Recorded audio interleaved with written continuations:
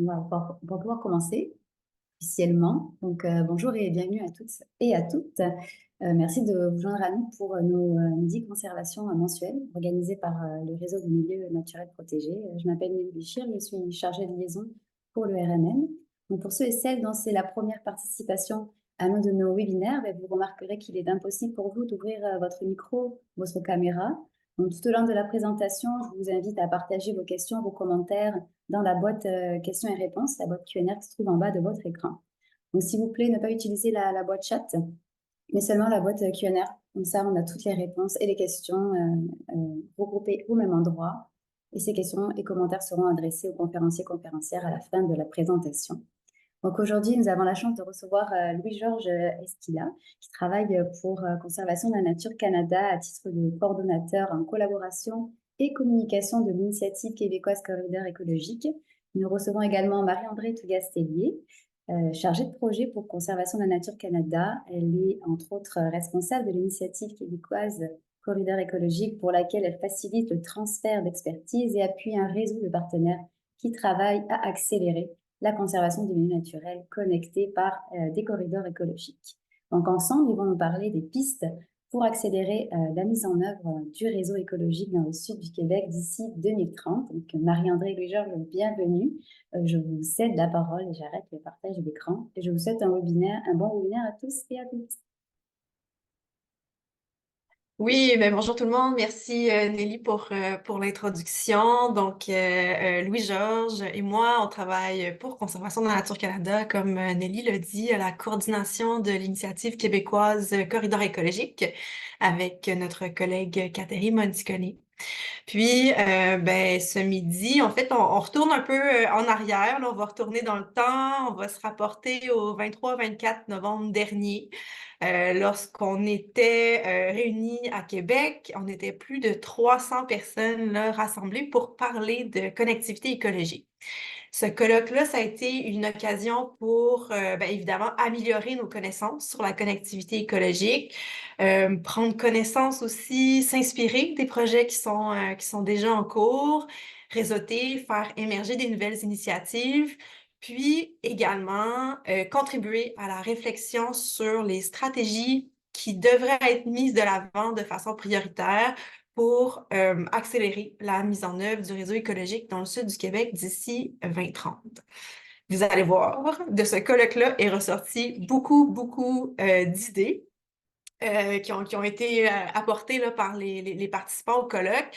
Notre défi dans la prochaine heure, c'est de vous présenter un résumé de tout ça comme tel. On va aller dans des grandes orientations. On va aussi vous donner des exemples très concrets d'idées qui ont été partagées par les participants. L'objectif global du webinaire, c'est évidemment de vous partager ces idées-là, mais surtout d'alimenter notre réflexion ensemble pour voir qu'est-ce qui doit être mis de l'avant pour accélérer la mise en œuvre du réseau écologique pour le sud du Québec. C'est important de garder en tête qu'on est tous acteurs de cette démarche-là. Via l'initiative québécoise Corridor écologique, on porte certains projets, mais on ne peut pas tout porter. C'est vraiment un travail collectif, collaboratif. Au fil de la présentation, je vous invite vraiment à écouter les différentes idées qui ont été apportées lors du colloque, puis à identifier celles qui sont les plus pertinentes pour votre organisation pour pouvoir vous aussi contribuer à la mise en œuvre du réseau écologique dans le sud du Québec.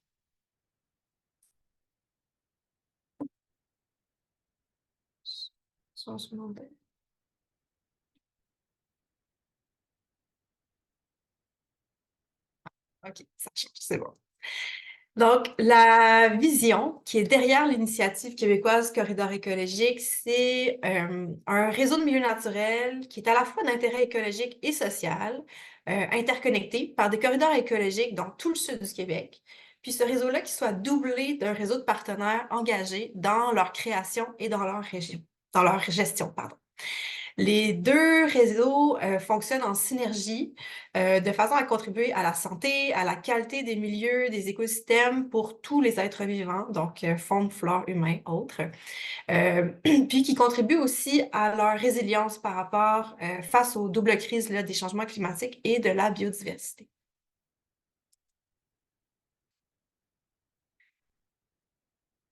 Maintenir la connectivité écologique, ça passe inévitablement par un travail collaboratif.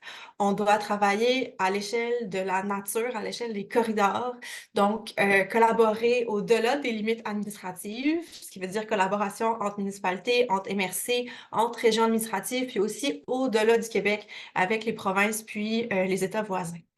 En 2017, Conservation de la Nature Canada a mis en place l'initiative québécoise Corridor écologique, puis on la coordonne depuis. C'est un grand réseau de partenaires qui travaillent au maintien de de la connectivité écologique. Donc, via l'initiative, on travaille avec des organisations, des personnes qui peuvent jouer un rôle dans l'aménagement du territoire. On partage des outils, puis on accompagne différents projets là, de corridors écologiques. À l'échelle locale et régionale, on travaille en étroite collaboration avec des organisations dites maîtres d'œuvre. Donc, ces organisations-là portent le chapeau, si on veut, de la concertation régionale. Si vous vous demandez qu'est-ce qui se passe dans vos secteurs par rapport à la connectivité écologique, c'est vraiment à ces portes-là, à ces organisations-là que vous devez vous adresser pour savoir quelles données ils ont, quels projets sont en cours, puis eux vont pouvoir vous donner un portrait là, pour leur région.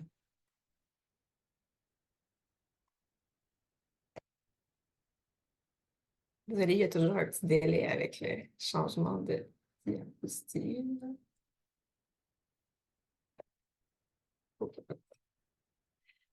À l'échelle provinciale, on travaille aussi avec plusieurs partenaires. Donc, cette diapo-là regroupe des logos d'organisations qui nous ont permis de cheminer depuis 2017 par rapport à la connectivité écologique.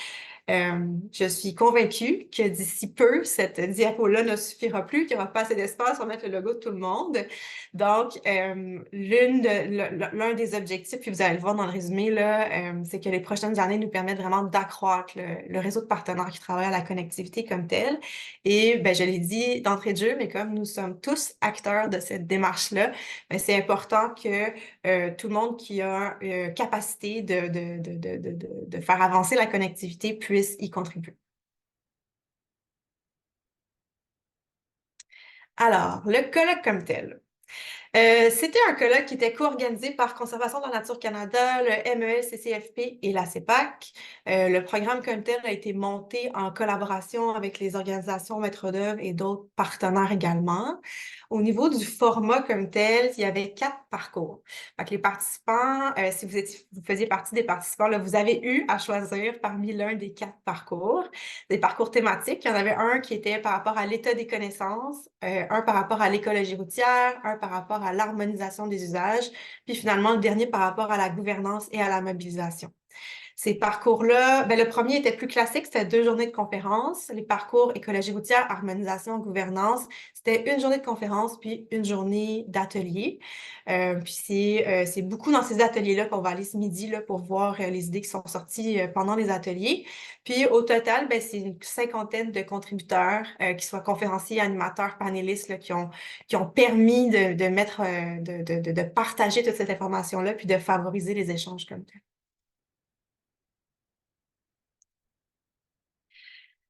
Quelques petits faits saillants du colloque, on l'a vu pendant l'événement. Là, je pense qu'on peut le dire, le Québec agit déjà comme leader. Il y a beaucoup de partenaires engagés. Il y a aussi beaucoup de projets concrets qui sont déjà en cours sur le terrain. On a l'accès à de l'expertise, à des outils déjà. Ils sont en place, puis on peut vraiment se baser là-dessus là, pour faire émerger des nouveaux projets. Je pense que le colloque aussi confirme l'engouement autour de la connectivité puis du souhait partagé là, d'accélérer la mise en œuvre du réseau écologique pour le sud du Québec. Puis, ça a relevé également que c'est vraiment important d'avoir une approche pansociétale, donc de penser à l'ensemble des acteurs, des usagers du territoire quand on pense à la connectivité écologique. C'est souvent ressorti pendant le colloque que c'est très important d'avoir des visions territoriales communes partagées, donc des planifications communes partagées, puis de travailler dans l'action avec une approche multipartenaire, plurisectorielle aussi. Fait que cette vision-là partagée, puis la collaboration multipartenaire, plurisectorielle, ça sort comme 2 ingrédients vraiment importants là, pour mettre en place des projets de corridors qui sont réussis. Puis finalement, ben, ça sera ma phrase du webinaire, mais on est vraiment tous acteurs de cette démarche-là. Puis on peut ensemble là, poser plusieurs actions dans des domaines qui sont complémentaires pour arriver à mettre en place le réseau écologique pour le sud du Québec. On va commencer par la fin, je dirais. Il y a tellement d'idées qui sont ressorties pendant le colloque que c'est un défi là, de résumer tout ça. Donc, on vous offre la conclusion en introduction, puis après ça, on va pouvoir aller dans le détail comme tel. Donc, pendant la deuxième journée, il y a trois des sous-groupes là, qui étaient en atelier puis qui étaient invités à réfléchir à leur thématique, soit écologie routière, harmonisation des usages, ou bien gouvernance et mobilisation. Puis au fil des ateliers, dans le fond, ils se posaient la question ensemble de voir, bon, ben, on en est où par rapport à cette thématique-là? On veut aller où par rapport à cette thématique-là? Puis comment on devrait s'y prendre pour pouvoir y arriver d'ici 2030? Il y a beaucoup d'idées qui ont été nommées pendant ces ateliers-là. Puis, ben, en fait, on les a regroupés autour de 5 souhaits forts qui peuvent alimenter à partir de maintenant les stratégies prioritaires pour la mise en œuvre du réseau écologique dans le sud du Québec.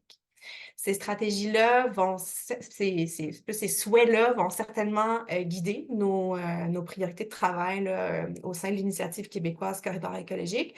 Puis, bon, on espère qu'elles puissent aussi vous aider à voir qu'est-ce que votre organisation peut mettre en œuvre pour faire avancer la connectivité.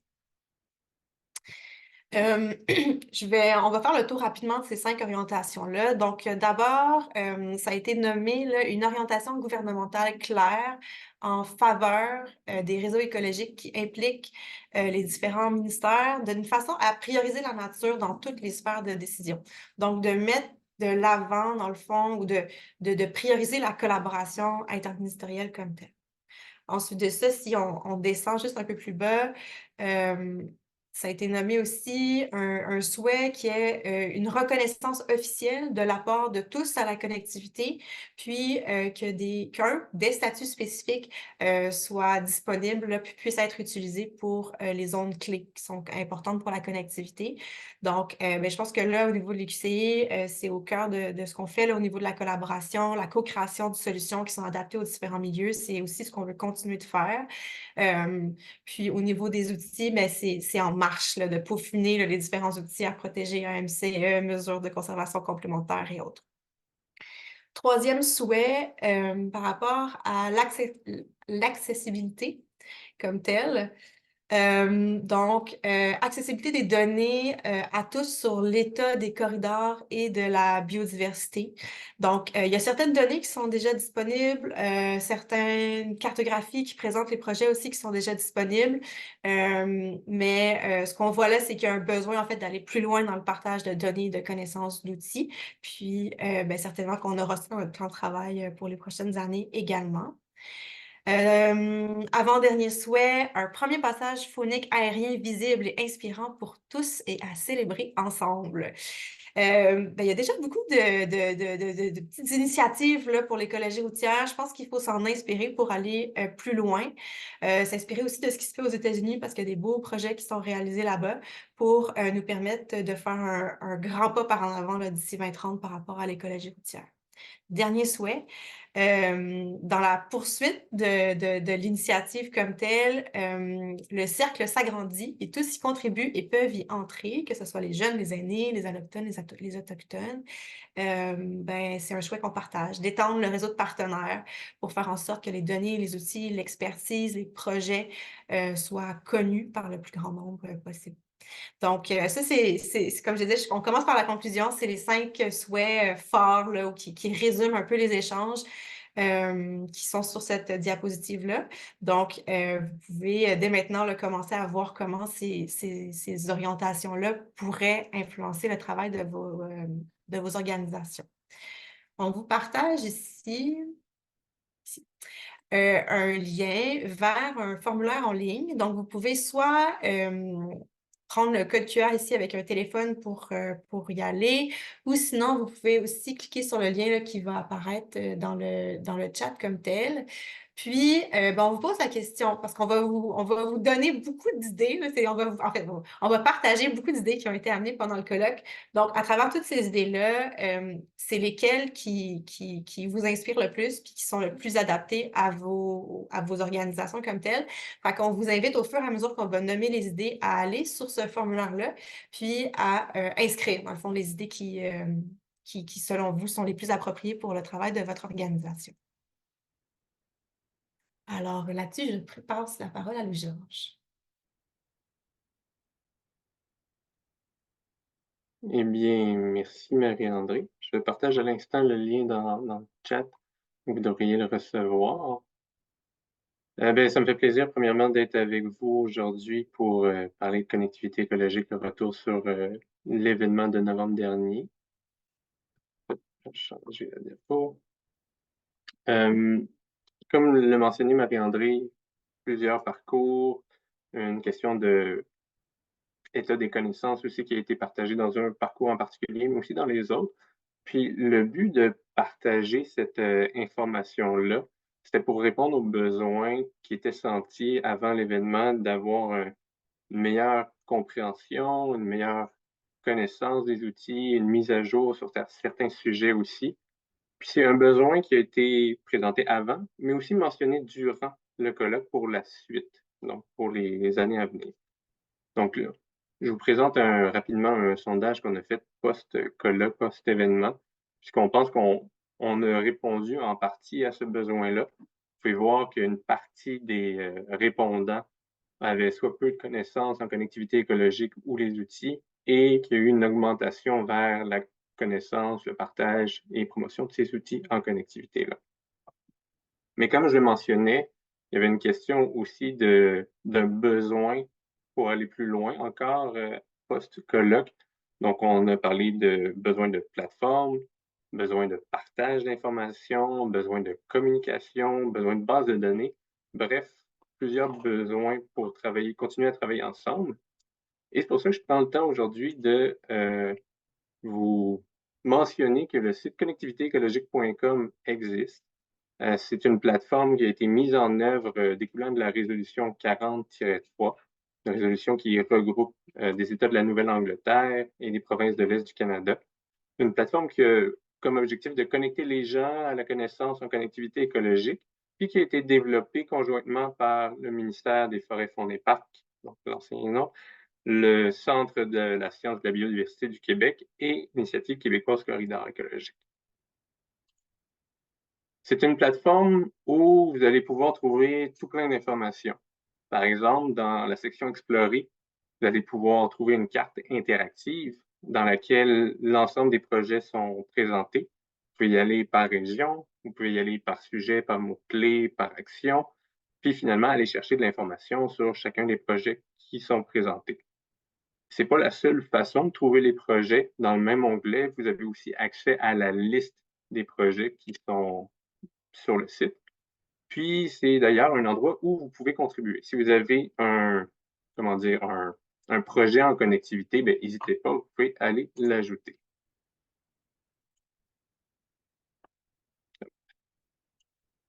J'ai sorti rapidement un graphique du nombre de projets qui sont présentement sur le site connectivitéécologique.com. Oui, donc par État, par province, aussi des projets transfrontaliers qui sont plusieurs États ou provinces. Puis au Québec, on dépasse déjà la barre des 50. Il y en a même certains qui ont été rajoutés en début d'année 2024.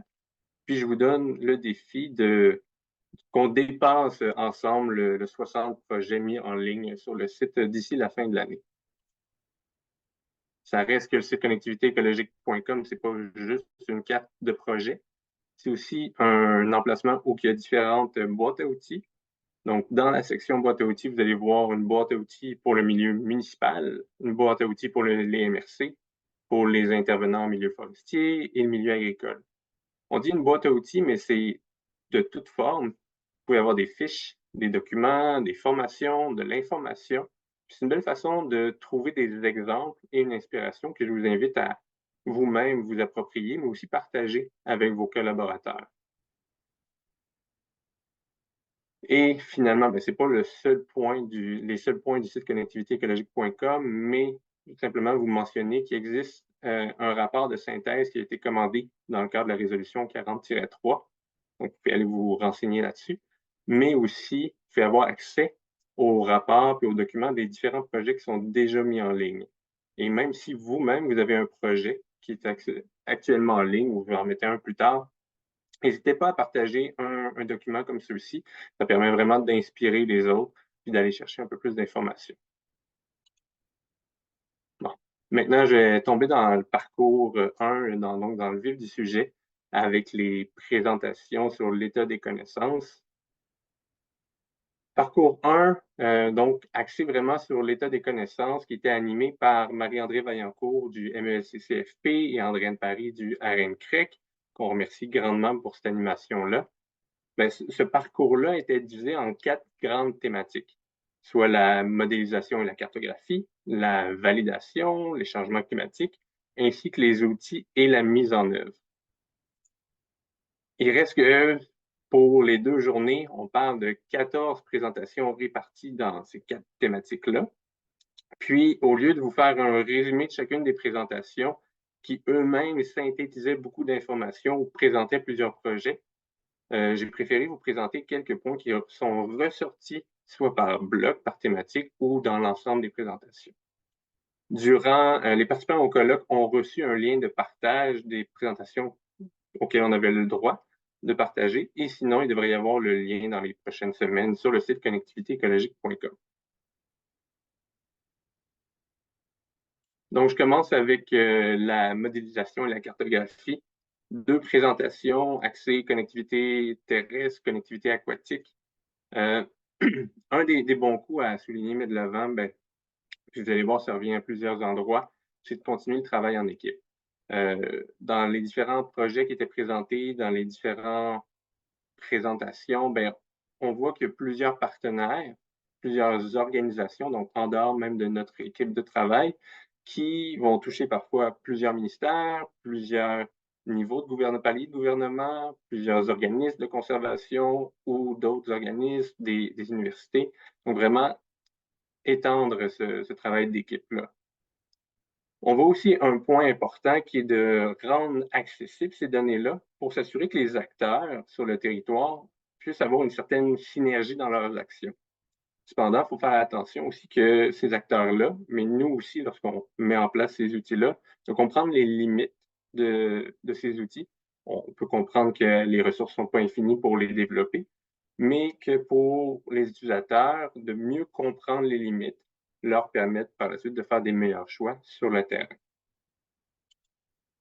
Vous allez voir, il y a eu plus d'informations dans les diapositives, mais j'essaie de compléter quelques points rapidement. En ce qui concerne la validation, si vous voulez faire de la validation, il existe plusieurs méthodes pour vérifier l'utilisation des structures par la faune, l'utilisation du territoire aussi dans les corridors. Il y a plusieurs partenaires même qui réalisent des projets en place duquel vous pouvez vous inspirer, mais il y a plusieurs méthodes et équipements qui existent. Donc là, de voir les coûts reliés à ça, quelle méthode répond bien à votre projet, c'est là un des défis puis une des améliorations à voir dans le futur. D'ailleurs, c'est un des chantiers de l'initiative, c'est de voir quels meilleurs outils vont avec quel projet. Puis on profite des différentes initiatives en cours, des différents projets des partenaires, de tout le monde, pour sortir des apprentissages de ça et leur expertise. Je continue avec les changements climatiques. Je pense qu'ici, ça ne vous surprendra pas, mais c'est vraiment de les garder en tête, d'assurer une réflexion lorsqu'on parle de connectivité écologique, de les avoir en tête, puis d'effectuer dans les corridors des suivis à long terme en lien avec les changements climatiques. Un autre point qui a été mentionné, c'est de considérer, ne pas oublier les milieux qui sont résilients face au changement climatique dans nos travaux de connectivité et aussi d'inclure les eaux souterraines dans la connectivité hydrologique, donc pour avoir une image un peu plus adéquate. On mentionne aussi d'assurer une certaine représentativité et redondance des paysages à différentes échelles, pour s'assurer d'aider à réduire les risques face au changement climatique. Et finalement, rapidement sur le bloc, sur la mise en œuvre, les outils et les exemples, je pense que le mot-clé ici, des différents exemples, c'est la collaboration. Il faut savoir que dans plusieurs d'entre eux, on a eu plusieurs exemples d'intégration des partenaires des différents milieux. On peut penser à des exemples en milieu forestier, en milieu agricole, puis ça reste la clé, du moins on croit, pour avancer des projets ensemble en connectivité écologique. Puis c'est même au niveau de l'initiative québécoise Corridor écologique, c'est à la base de la collaboration puis la co-création. Puis, parenthèse, je vous invite à explorer différentes solutions qui sortent de l'ordinaire, puis des fois, justement, en intégrant des intervenants de différents milieux, on est capable d'aller un peu plus loin comme ça. Donc, je vais maintenant repasser la parole à Marie-André. Elle devrait pouvoir reprendre le contrôle.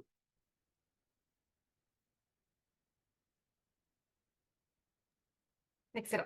Donc, on va poursuivre. Dans le fond, ça, c'était la synthèse, si on veut, du parcours 1, qui était celui de l'état des connaissances, qui était composé de conférences, de présentations.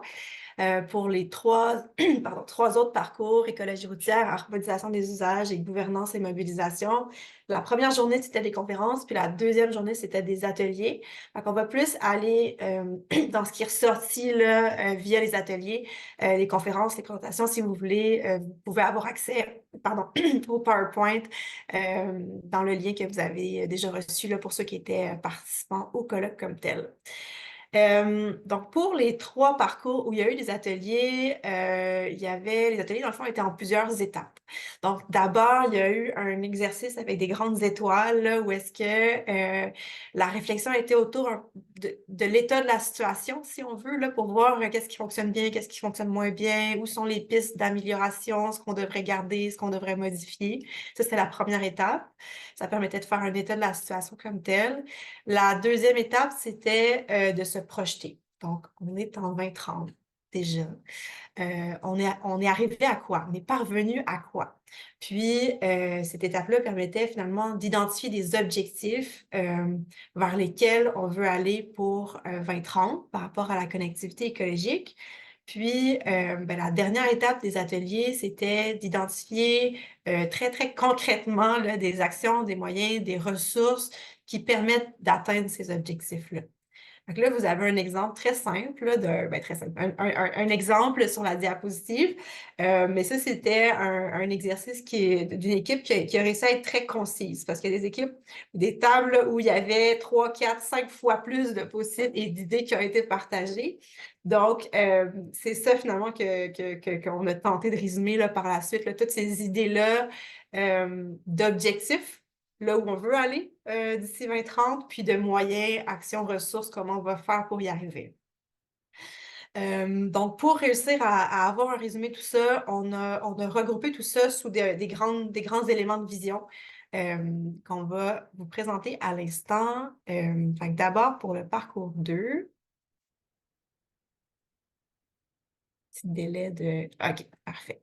Donc, pour le parcours 2 comme tel, qui était celui de l'écologie routière. Donc, la première journée nous a permis d'avoir des présentations qui ont mis de l'avant beaucoup de projets concrets, soit des projets d'ici ou des projets d'ailleurs, avec comme intention première, dans le fond, d'inspirer puis d'amener des idées là, pour voir comment on peut imaginer l'écologie routière pour le Québec. C'était un parcours qui était animé par Louise Gratton, qui est consultante en écologie et en conservation, et par Caroline Bisson de Corridor Appalachien. Donc, beaucoup d'idées là, qui ont été échangées sur l'écologie routière. Le grand résumé qui ressort de ce parcours-là comme tel, donc on est dans 2030, qu'est-ce qu'on voit? C'est un peu ça la question à laquelle on veut répondre. Donc, la collaboration est beaucoup ressortie dans les idées qui ont été mises de l'avant. Donc, tout ce qu'on pourra accomplir d'ici 2030 est basé sur un travail de collaboration, un travail d'équipe. Il y a des outils communs, donc tout le monde utilise les mêmes outils pour faire progresser l'écologie routière comme telle. Il y a un bon niveau de mobilisation d'un grand groupe d'acteurs autour de l'écologie routière. Puis finalement, la planification, elle est complétée. On le sait, sont où les secteurs clés. Puis tout le monde a accès là, à cette connaissance-là cartographique, là. Si on va dans le détail de chacun de ces éléments-là maintenant, il y a plusieurs objectifs là, qui permettent d'envisager, dans le fond, là où on voudrait être en 2030 comme tel. Donc, puis là, je vais les passer assez rapidement, dans le fond, ces objectifs-là, mais tout ce qu'on vous présente là, ben, le webinaire est enregistré, mais ça va aussi être dans un rapport là, qui va être disponible sur le site connectivitéécologique.com. Donc, ça ne vaut pas la peine d'essayer de tout noter, là, les idées qui ont été partagées, ça va être disponible par la suite. Donc, un premier objectif, donc, il y a un plus grand nombre d'acteurs qui connaissent l'existence des projets actuels. Puis il y a toutes sortes d'idées. Fait que, dans le fond, le principe de la présentation, c'est le même. Là, on a des grands éléments de vision pour chacun des parcours, des objectifs dans les bulles qui sont rondes. Puis en noir, vous allez voir apparaître, dans le fond, les différentes idées de actions, moyens, ressources que les participants ont nommées. Donc, par exemple, dans ce cas-ci, tu sais, un objectif que la population, les acteurs soient mieux informés au courant des projets comme tels. Donc, il y a différents moyens comme de favoriser la visibilité, la sensibilisation, l'implication auprès des citoyens, de faire rayonner ce qui est déjà en place aussi. Ensuite de ça, par rapport à la planification, le premier objectif qui est ressorti, c'est d'avoir des ententes à plusieurs niveaux, puis aussi multi-échelles, pour, dans le fond, officialiser, si on veut, la collaboration entre les ministères, les différents paliers de gouvernement, entre gouvernement et partenaires externes également.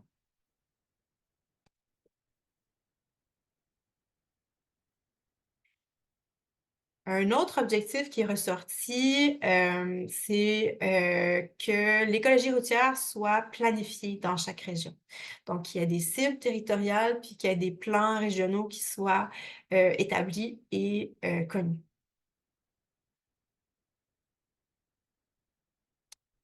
Un dernier objectif par rapport à la planification, que des projets en écologie routière soient concrétisés et aussi cofinancés. Donc ça, c'est une idée qui a circulé là, beaucoup avec les conférences de la première journée, le cofinancement, avec des projets forts là, qui pourraient être mis en place rapidement. Les objectifs suivants sont liés aux outils comme tels. Donc, d'avoir des normes puis des processus standards en place. Encore là, il y a plusieurs actions, moyens qui ont été identifiés pour y arriver par les participants. Que les données soient accessibles, partagées, donc de rendre ça disponible via des plateformes. Que les données, que les outils, qu'il y ait des outils pour permettre le suivi puis l'entretien des projets comme tels.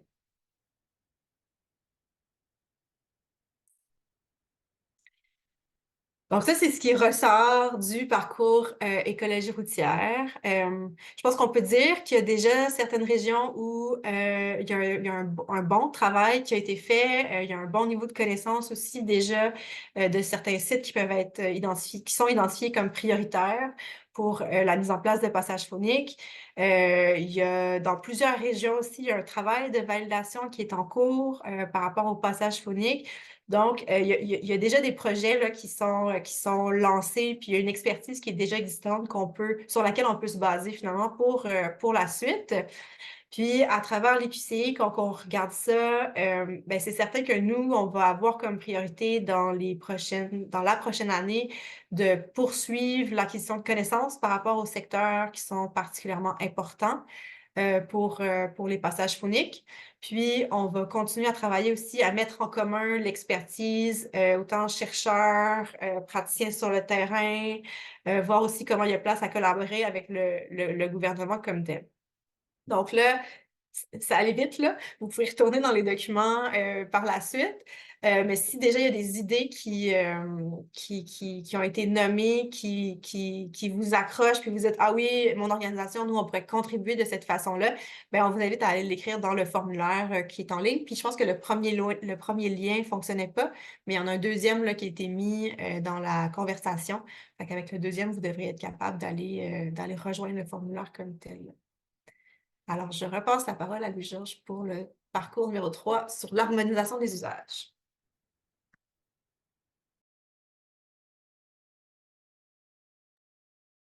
Super, merci Marie-André. Donc, comme mentionné, j'ai présenté le parcours sur l'harmonisation des usages. Un parcours avec beaucoup de participants et deux super animateurs, donc Ariane Saint-Pierre de Nature Action Québec et René Charest de la CEPAC. Merci beaucoup. Ensemble, animateurs, participants, ont pris le temps de réfléchir à comment on favorise la connectivité écologique avec les différentes utilisations du territoire. C'est un milieu de vie pour les humains, pour d'autres espèces. C'est un milieu d'agriculture, de loisirs, de foresterie. Donc, ils ont pris du temps pour ressortir beaucoup d'informations. Pour vous donner une idée, on parle de 4 visions qu'on a réussi à résumer en 4 visions et un total de 20 objectifs. Il y a beaucoup de choses à passer. Je vais quand même faire un travail de synthèse, mais comme Marie-André a dit, dans ces messages-là, dans les actions des participants, vous pourriez y avoir accès plus tard. Donc, les différentes visions. Il y en a 4 qui sont ressorties pour l'harmonisation des usages. Puis, un des messages importants par rapport à ça, c'est que vraiment, il y a un apport important que tout le monde peut avoir, puis il faut qu'il soit reconnu, cet apport-là, par les différents acteurs. Première vision que je vous partage, ben, c'est qu'en 2030, il y a un réseau écologique qui est représentatif, résilient et bien connecté dans le sud du Québec. L'autre vision, c'est qu'il y a des idées nouvelles et créatives qui ont émergé et qu'il y a un courage devant ces idées-là, même s'il y a potentiellement des réactions de résistance. La troisième, il existe une structure élargie des acteurs de l'initiative québécoise Corridor écologique et finalement, la connectivité écologique est reconnue dans toutes les sphères d'activité. Donc, je vais tomber dans deux de ces visions-là en premier, en commençant par le réseau écologique représentatif, résilient et bien connecté. Le premier point, le premier objectif de cette vision-là, pardon, ben, c'est vraiment d'avoir des cibles qui sont fixées, ainsi que des milieux naturels prioritaires identifiés. Puis comment ça se fait dans les propositions des participants? Ben, on ressent vraiment d'intégrer les parties prenantes, de les faire travailler à définir des critères de priorisation, puis de regarder c'est quoi les usages compatibles pour le maintien de la connectivité. Un autre objectif, mais cette fois-ci, c'est plus l'intégration de la connectivité écologique dans les différents outils de planification du territoire et réglementation. Donc, on a un exemple ici avec les schémas d'aménagement et fiscalité municipale qui s'éloignent finalement de l'étalement urbain. Un souhait, si je peux dire, des participants, ben, c'était de mettre la consultation des organismes de conservation et de l'initiative qui est incontournable pour les politiques ou les projets de développement et d'aménagement. Vous voyez ici, il n'y a pas nécessairement d'actions qui ont été proposées, de moyens ou de mesures. Fait que si vous n'avez à proposer dans les endroits où il n'y en a pas, n'hésitez pas. Pour ce qui est d'avoir des nouvelles idées créatives et courageuses, on commence avec l'objectif de financement, cette fois-ci qui est axé de la planification jusqu'à après le projet pour pouvoir effectuer des suivis. Et là, on parle de autant développer ce suivi-là avec des indicateurs, faire du monitoring, mais aussi de penser au financement. Est-ce qu'on est capable de regrouper les demandes de financement pour les actions similaires? Est-ce qu'on est capable de faire des demandes conjointes avec des partenaires, que ce soit avec une municipalité, avec des agriculteurs ou autres? Tout ça pour vraiment augmenter notre efficacité dans le financement puis avoir le financement à long terme. Un autre objectif, c'est d'avoir des mesures de conservation qui sont claires, un registre qui est flexible, puis avoir des incitatifs de conservation. Ici, on parle donc de clarifier certains outils comme les AMCE, MCC et autres pour voir ces outils-là qui permettent de connecter comment on y arrive et comment on peut l'utiliser. On parle aussi d'éviter la perte de territoire vers une conversion de territoire, puis de voir quels outils permettent de maintenir ça, puis reconnaître la part des actions actuelles. Tout ça, ces outils-là, évidemment, peuvent se placer à l'intérieur d'une stratégie concertée pour l'écologie, la connectivité écologique dans le sud du Québec. Donc, vraiment d'avoir un plan qui touche plusieurs régions avec les actions qui sont à mettre en œuvre sur plusieurs points, tout en pensant à la restauration pour favoriser la connectivité entre les milieux naturels. Je pense que plusieurs d'entre vous allaient être d'accord avec cette idée-là qui est ressortie, d'avoir une administration qui est simplifiée pour pouvoir réaliser des projets en lien avec les réseaux écologiques. Un autre objectif, cette fois-ci, qui est plus encore une fois à grande échelle, mais c'est d'avoir un outil provincial pour permettre l'intégration de la connectivité écologique. Puis vous allez voir dans les actions proposées, on parle autant de la réglementation, les projets de loi, des politiques nationales, mais de voir aussi comment accompagner, de transmettre de l'information, par exemple, avec des cartes de corridor aux municipalités, pour qu'ils puissent savoir c'est quoi les usages qui sont permis. Comme je vous dis, j'en passe plusieurs, là, mais il y a beaucoup d'informations que vous pouvez relire par la suite. Dernier objectif pour cette idée créative, nouvelle et courageuse face à la réaction de résistance, mais c'est d'avoir un aménagement des milieux naturels qui est reconnu comme des mesures de conservation. Donc, de penser c'est quoi les autres actions qui sont en cours qu'on pourrait intégrer comme mesures favorisant la connectivité. On parle autant de peut-être reconnaître les bandes riveraines, coulées agricoles, pour reconnaître leur rapport à la connectivité écologique, mais aussi favoriser l'engagement, l'accompagnement, puis peut-être même des compensations financières pour les propriétaires de territoires, que ce soit forestiers ou agricoles, qui permettent de conserver l'usage du territoire et non de convertir vers un milieu qui serait encore moins connecté. Donc, c'était pour ces deux visions-là. Je saute aux deux prochaines. Cette fois-ci, là, on va parler de la connectivité écologique qui est reconnue partout, puis des structures élargies de l'initiative. Je commence tout d'abord avec le premier objectif, c'est vraiment que tous, on soit rassemblés. Déjà, vous êtes plusieurs présents aujourd'hui, on était 300 au colloque, mais il y a encore plus de gens à regrouper ensemble, puis une façon à travers de l'initiative autour de projets de connectivité. Pour se rendre là, c'est sûr qu'il faut encore plus de gens connaissent l'initiative, qu'il y ait plus de connaissances en lien avec la connectivité écologique. Donc, de voir est-ce qu'il y a des plans de communication pour les partenaires qui veulent en parler? Est-ce qu'il y a une façon de communiquer encore plus facilement entre les partenaires, même à l'extérieur de l'initiative? Donc, de favoriser cette communication-là. Puis, c'est très lié à l'autre objectif qui est de briser les silos.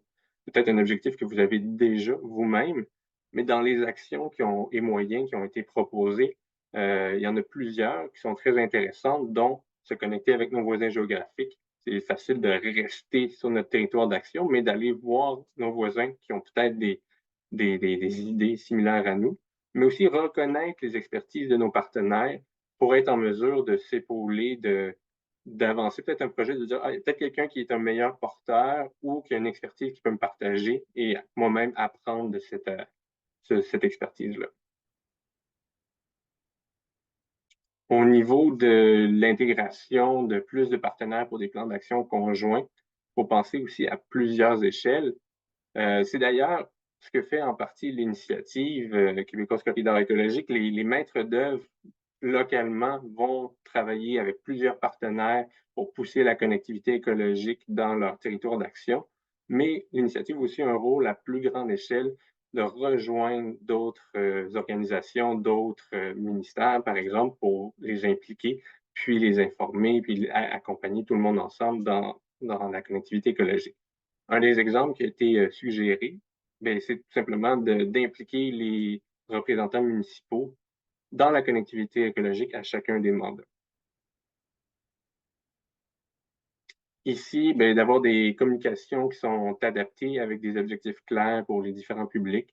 On peut penser que ça va de soi, mais c'est quelque chose à se dire qu'en 2030, c'est réalisé, puis des idées, ben, marketing social en lien avec les émotions, qui créent différents outils pour favoriser la connectivité, qui en parlent du moins. Dernière vision au niveau de l'harmonisation des usages. Là, on parle vraiment de la structure élargie des acteurs de l'initiative. À ce niveau-ci, ben, on parle vraiment d'un projet commun, de penser comment mobiliser tout le monde, comment avoir un projet qui fait que tout le monde en avance ensemble. Donc, ça, c'était un des objectifs pour 2030 euh, dans cette vision-là. De considérer les autres utilisateurs du territoire, ce qui veut dire que dans nos plans d'action, que ce soit inclusif, qu'ils puissent participer, qu'ils soient inclus, qui collaborent finalement à la connectivité écologique. Au niveau que chaque région finalement ait un espace de concertation, on est au sein de l'initiative 10 organismes dans 11 régions du Québec. Il y a différents milieux qui sortent des territoires d'action des organismes. Donc, en 2030, on pourrait espérer que chaque région est capable d'avoir un espace de concertation. Et un autre point, c'est d'avoir la communauté pratique de l'IQCE qui est active encore, qui favorise le réseautage, pardon, et qui fait du rayonnement.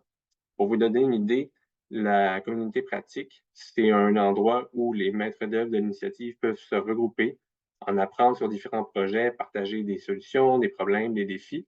Il y a même des partenaires externes qui viennent partager de l'information plus précise selon leur domaine d'expertise. Et par la suite, chaque maître d'œuvre peut repartir avec cette information-là dans son réseau et la partager. Donc, on souhaite ici, du moins c'était souhaité par les participants, que ça reste bien ancré là-dedans. Celui-ci, c'est quand même un gros objectif. Finalement, c'est d'avoir des outils et des formations qui sont pour autant les professionnels que le grand public. Puis, ça passe par plusieurs idées, moyens, ressources, que ce soit la collaboration sur le partage de données, d'avoir les outils aux mêmes endroits, de bonifier les boîtes à outils qui sont déjà existantes, au lieu de créer des nouvelles boîtes à outils qui répéteraient la même chose. Mais ça passe aussi par la formation, autant de certains ordres, certains groupes de travailleurs, que ce soit de la formation aux acteurs locaux, aux municipalités, et peut-être même dans le milieu académique. Du moins, c'était une suggestion. Avant-dernier objectif par rapport à cette vision, c'est vraiment d'avoir un plan d'action pour le sud du Québec qui inclut aussi la restauration là-dedans en termes de connectivité écologique. Donc, d'avoir une coordination à grande échelle. C'est en partie ce que l'initiative va faire en regardant avec nos partenaires provinciaux à grande échelle, et aussi avec nos partenaires transfrontaliers, mais c'est quoi la connectivité et comment on peut y arriver à long terme. Et finalement, que j'apprécie bien, vous allez voir, on parle d'avoir un langage commun et je porterai votre attention sur le glossaire de conservation conviviale. Donc, s'assurer que les différents intervenants, mais que tout le monde finalement puisse comprendre les termes de connectivité écologique, de protéger, de conservation, puis que ça sorte aussi de juste ce milieu-là pour que ce soit accessible. Donc, ça fait quand même beaucoup d'informations pour l'harmonisation des usages. J'espère que ça n'aurait pas été trop vite pour vous malgré tout ça. Il reste qu'il y a beaucoup de choses que l'initiative fait, comme je vous disais, entre autres au niveau de l'intégration des partenaires à grande échelle, les maîtres d'œuvre localement aussi. Mais si vous avez des idées, comme on l'a mentionné tantôt avec le sondage, n'hésitez pas d'en rajouter, mettre aussi ce que vous pouvez, en quoi vous-même vous pouvez participer, vous engager. Donc, je vais repasser la balle à Marie-André pour la suite.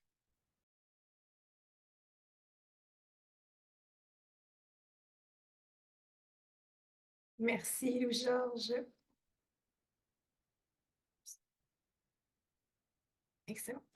Donc, on va aller dans le quatrième et dernier parcours, qui était celui de la gouvernance et de la mobilisation. Donc, les corridors, sont sur des grands territoires, souvent au-delà des limites administratives. Ça inclut un grand nombre de partenaires, d'acteurs, d'usagers du territoire également. Donc, comment faire pour maintenir la connectivité à cette échelle-là d'une manière inclusive, puis d'une manière aussi à ce que l'effort qui est mis maintenant soit pérennisé dans le temps? Grosse question pour le parcours 4.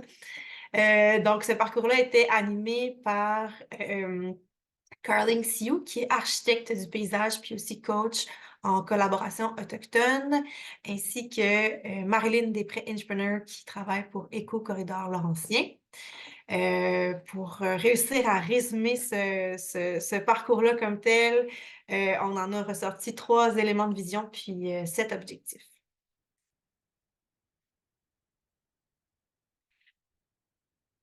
Pour les éléments de vision, donc là encore, on est en 2030. Qu'est-ce qu'on voit par rapport à la gouvernance et à la mobilisation pour le réseau écologique du sud du Québec? On voit une mobilisation qui est en place, donc qui rassemble beaucoup d'acteurs puis qui est forte. Les données, les outils sont connus, partagés, intégrés. Puis finalement, la planification, elle s'enracine, puis elle est faite dans une perspective pansociétale. On va aller dans le détail là, des objectifs qui ont été nommés par les groupes qui ont réfléchi à cette thématique-là. Donc, d'abord, par rapport à la mobilisation comme telle, il y a un objectif qui a été ressorti qui est, dans le fond, d'avoir une plus grande partie de la population puis des acteurs qui comprennent la connectivité écologique. Puis, il y a eu beaucoup d'échanges par rapport à toute l'importance de l'éducation puis du contact à la nature pour arriver à atteindre un objectif comme celui-là. Puis aussi d'avoir les bons vulgarisateurs, messagers qui permettent d'informer des acteurs qui sont au-delà du domaine de la conservation, en s'assurant que les concepts là, de protection, restauration, utilisation durable sont bien démystifiés. Puis, l'idée des visites terrain, je pense que c'est fait déjà, là, mais que ça pourrait être mis de l'avant encore plus parce que ça permet vraiment de se rencontrer, de voir c'est quoi la connectivité, puis de rencontrer les gens qui font des corridors écologiques comme tels, là. Au niveau de l'engagement comme tel, il y a un objectif qui a été nommé que les décideurs vivent la connectivité écologique et s'engagent localement. Donc, de s'assurer d'impliquer les élus, les décideurs dans les processus de planification et de mise en œuvre des corridors écologiques. Puis, lorsque c'est possible, de passer par des tables ou des regroupements qui sont déjà existants sur le territoire. Ensuite de ça, on se déplace vers les objectifs qui sont liés aux données et aux outils, toujours liés là, à la gouvernance et à la mobilisation comme telle. Donc, d'avoir des processus normalisés, donc que la conservation fasse partie là, de cadres législatifs réglementaires. Ensuite de ça, il y a un petit délai avec le PowerPoint. Ensuite de ça, que les outils qu'ils existent d'abord puis qu'ils soient utilisés pour assurer le suivi. Donc, il y avait des idées là, de cartographie participative, puis d'augmenter finalement les communications pour mettre de l'avant le succès, les erreurs, les apprentissages. Puis, un dernier objectif par rapport au partage de données. Donc là, ça recoupe aussi d'autres éléments qui sont sortis dans les autres parcours, là, mais de rassembler toute l'information, les données, les outils sur des plateformes communes. On pourrait penser à connectivitéécologique.com où il y a déjà beaucoup d'outils disponibles. Puis là aussi, d'avoir un lexique, puis de s'assurer de favoriser la collaboration pour que les données soient bien connues comme telles. Et le dernier élément de vision pour ce parcours-là, c'était par rapport à la planification. Donc, il y a un objectif lié à des ententes puis des engagements pris entre les acteurs, ainsi qu'un objectif par rapport à la planification entre les acteurs aussi. Donc, il y a des comités de travail pour des projets avec une représentation plus large, plus inclusive, puis qui permettent d'avoir une vision territoriale commune du territoire, puis de bien identifier les secteurs prioritaires puis les actions prioritaires.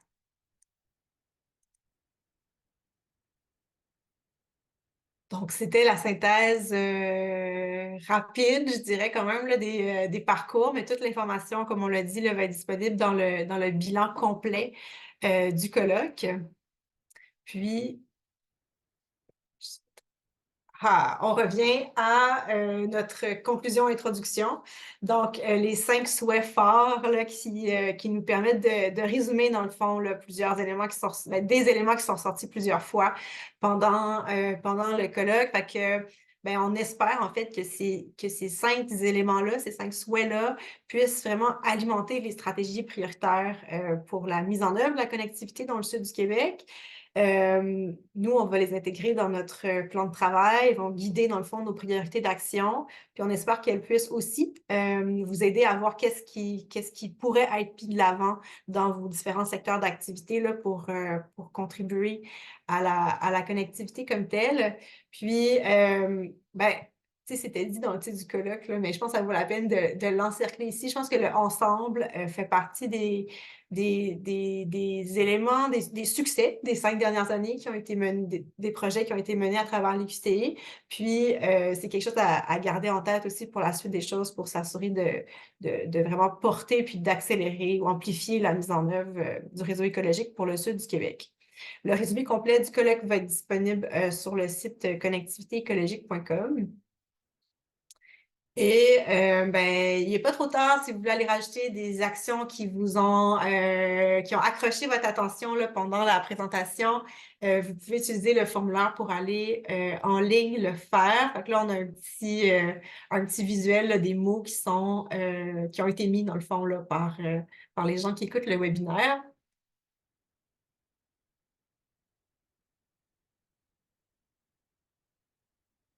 Et on va changer. Georges, as-tu la capacité de changer vers la dernière diapo?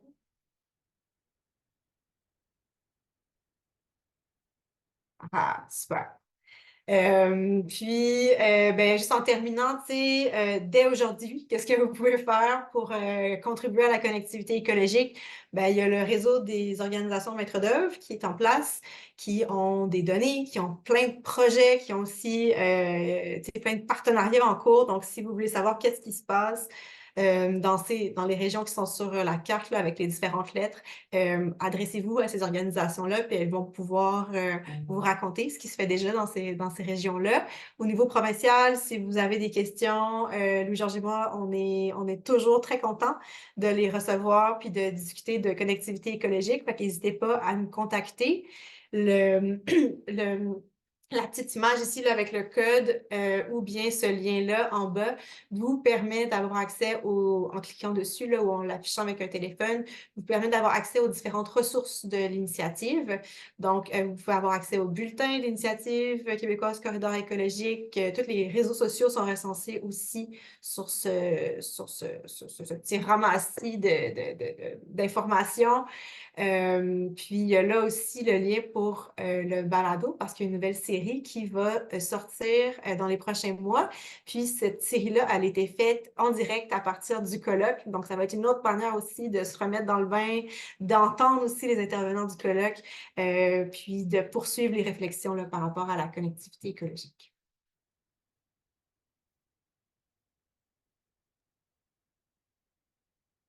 Merci beaucoup, Louis-Georges et Marie-André, pour cette superbe présentation. On a maintenant beaucoup de pistes. Donc, nous allons maintenant ouvrir la période de questions, même si certains ont déjà posé des questions dont Marie-André a répondu, mais je vais en lire quelques-unes. Donc, pour ceux et celles qui voudraient poser des questions, je rappelle que c'est dans la boîte Q&A. Alors, nous avons un spectateur anonyme qui nous dit que le langage commun est assurément un incontournable, mais 1. Qui serait le porteur et diffuseur de ces définitions? Et 2. Comment assurer qu'il soit réellement systématiquement circuler au prix de tout le monde. Par ailleurs, c'est un constat dans plusieurs sphères de la conservation qu'il faille adapter un langage commun. Donc, si chacun fait son glossaire, on revient à la case départ. Grande Ouais, question et commentaire. effectivement, juste là, on peut avoir un défi. Tu sais, j'aurais tendance à... En fait, il existe des glossaires aussi qui sont mis de l'avant par l'UICN, fait que l'Union internationale pour la conservation de la nature. Fait que de se rapporter à ces glossaires-là qui ont été rédigés puis qui sont endossés, là, si on veut, à l'échelle internationale, j'ai l'impression que ça peut faciliter le travail. Après ça, il y a toujours place à adapter ça dans un contexte régional si nécessaire, mais je pense que ces grands glossaires-là là, qui ont déjà été rédigés sont des bonnes pistes pour nous supporter là.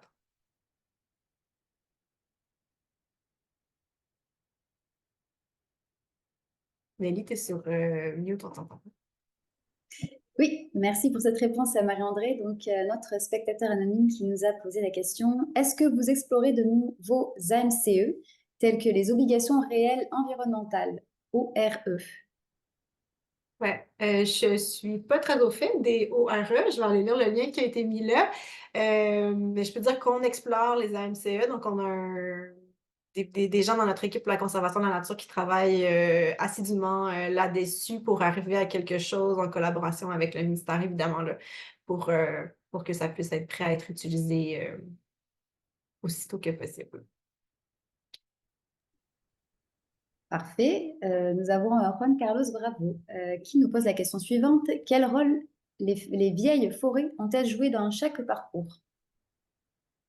Mais il y a des liens à faire entre les vieilles forêts et chaque parcours.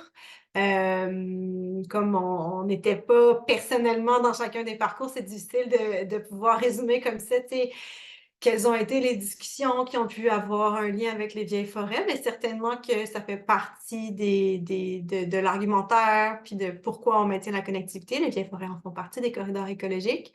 Fait qu'on peut croire là, que les gens, en réfléchissant au corridor écologique, ont eu en tête les vieilles forêts, mais c'est difficile d'aller plus dans le détail de ça là, pour savoir c'est quoi le rôle qu'elles ont vraiment joué.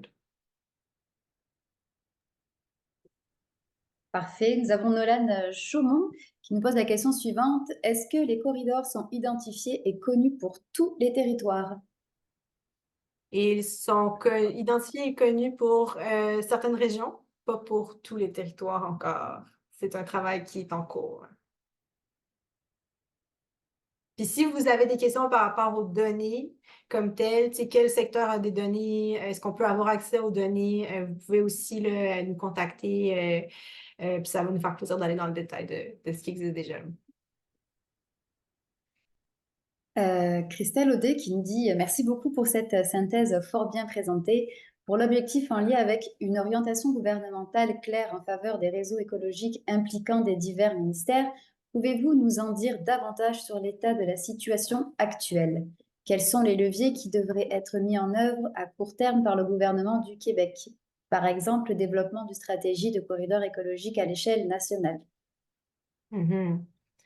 Ben, pour avoir un état complet de la situation, je pense qu'il faudrait avoir autour de l'écran différents représentants du gouvernement.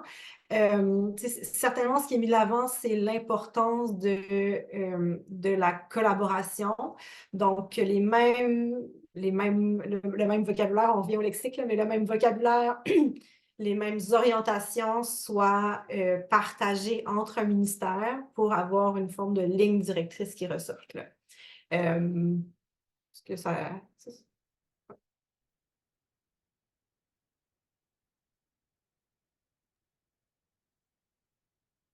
Oui, Christelle Audet nous dit merci, Lissé, merci beaucoup. Donc, ça a l'air d'avoir répondu à la question.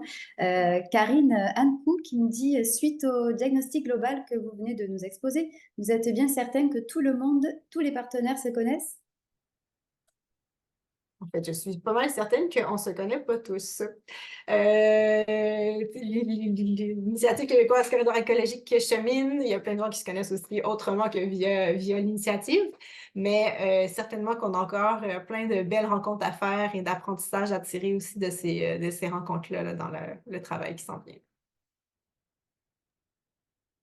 Mélanie Lelièvre qui me dit: au plaisir de contribuer au grand objectif de voir un premier passage aérien visible et porteur d'un message fort en faveur de la connectivité dans les montagnes vertes, avec toute la somme de travail qui y a été faite depuis plus de 10 ans.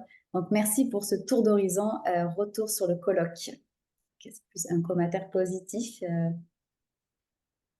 Puis, nous avons Jade Départ qui nous dit: nous créons une table de concertation écologique dans la Nodière et Laurentide. Nous avons contacté beaucoup d'organismes de corridors écologiques. Est-ce que vous êtes intéressé à être dans nos échanges? Je suis au MTMD.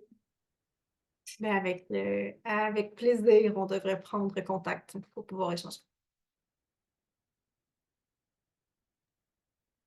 Et il y avait beaucoup de questions, c'est super, ça a vraiment intéressé les gens, j'en suis ravie.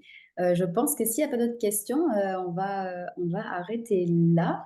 Donc, merci à toutes et à tous pour votre participation et encore merci à Marie-André et Louis-Georges pour cette présentation. Donc, je profite aussi pour vous rappeler, pour ceux et celles que ça intéresse, que demain, à 13h30, il y aura un rendez-vous RMN en collaboration avec Conservation de la Nature Canada et qui portera sur la protection des données personnelles dans le cadre de la loi 25. Donc, si cela vous intéresse, n'hésitez pas à vous inscrire. Je profite également pour vous annoncer notre prochain Midi Conservation qui sera prévu le 20 mars et qui portera sur le rétablissement de la population de tortues des bois de la rivière Tomiphobia. Donc, vous pouvez également aussi vous abonner à nos réseaux sociaux pour rester à l'affût de nos prochains événements. Donc, je vous souhaite à toutes et à tous une excellente journée. Encore merci Louis-Georges et Marie-André pour cette présentation. Et Belle au fin de revoir. journée à tous. Au revoir tout le monde. Merci.